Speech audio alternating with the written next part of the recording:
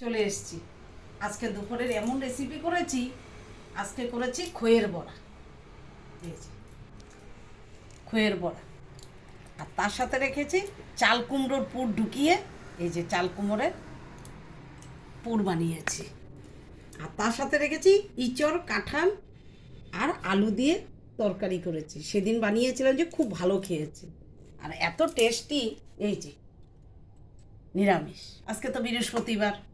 আর তার সাথে রেখেছি এই যে পালং শাকের তরকারি, আর চাল কুমড়োর মুগ ডাল দিয়ে চাল কুমড়োর ঘন্ট করেছি।